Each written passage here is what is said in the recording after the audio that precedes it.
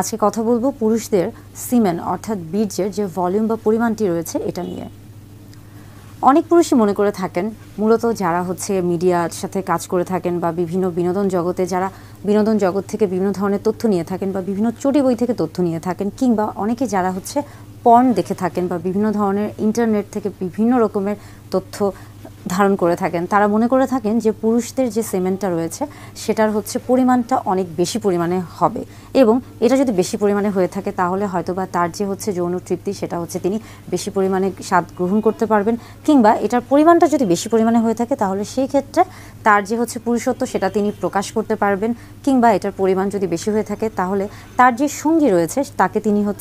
সর্বোচ্চ তৃপ্তি দিতে পারবে। এই ধারণা থেকে আসলে বেরিয়ে আসতে হবে। সিমেনের যদি আমরা বলে থাকি যে ভলিউম বা পরিমাণটা আসলে কতটুকু, স্বাভাবিক সিমেন বা বীর্য এর ক্ষেত্রে পরিমাণটা মাত্র 1.5 থেকে 5 মিলিলিটার, অর্থাৎ আমরা যদি বলে থাকি যে সর্বোচ্চ 1 চা চামচ পর্যন্ত হতে পারে। কিন্তু কি হয়ে থাকে, আমরা যখন বিভিন্ন সোশ্যাল মিডিয়া বা বিভিন্ন ইন্টারনেটে যখন যে কোনো ভিডিও বা ছবি দেখে থাকি, তখন সেখানে কিন্তু অনেকটা এডিটিং অ্যাপের কাজ করে, এবং যার কারণে সেটাকে অনেক বেশি আকর্ষণীয় করে দেখানো হয়ে থাকে এবং মনে হয়ে থাকে যে সেখানে সিমেনের যে পরিমাণটা সেটা অনেক বেশি থাকে। এটা একটা ভ্রান্ত ধারণা। আবার আমরা যদি চিন্তা করে থাকি যে সিমেনের মাত্র 5 অংশ বা 5 ভাগ স্পার্ম থাকে, এবং বাকি যে অংশটা রয়েছে সেখানে সেমিনাল ফ্লুইড থাকে, যেটা কিনা আসে সেমিনাল ভেসিকল থেকে, এবং এই সেমিনাল ফ্লুইডটা স্পার্মকে নারীর যোনিপথে প্রবেশ করতে সহায়তা করে থাকে, এবং নারীর যোনিপথে যেহেতু একটা অ্যাসিডিক পরিবেশ অর্থাৎ অম্ল একটা পরিবেশ থাকে বা অম্লীয় পরিবেশ থাকে, সেটাকে কিন্তু অ্যালকালাইন বা ক্ষারীয় পরিবেশে তৈরি করতে এই যে সেমিনাল ফ্লুইডটি আছে এটি সাহায্য করে থাকে, এবং এর ফলে স্পার্মটা যোনিপথে বেঁচে থাকে। অর্থাৎ যদিও এটা একটা অন্যরকম এনভায়রনমেন্ট বা পরিবেশ, অ্যাসিড এবং যদিও এটা দুই ধরনের পরিবেশ থাকে এখানে, অ্যাসিড এবং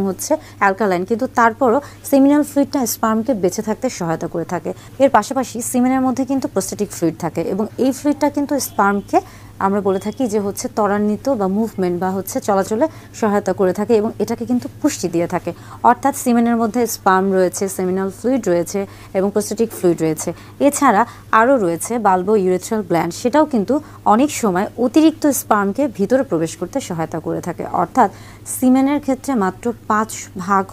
স্পার্ম, এবং বাকি ভাগই আরও বিভিন্ন ধরনের ফ্লুইড বা তরল অংশ। তাই এটা আসলে এটার যে স্বাভাবিক যে পরিমাণ, এটা কিন্তু আমরা বারবারই বলছি যে এটা সর্বোচ্চ 1.5 থেকে 5 ml পর্যন্ত হয়ে থাকে। এটা অনেক বেশি হওয়ার আসলে কোনো রকম সম্ভাবনাই নেই।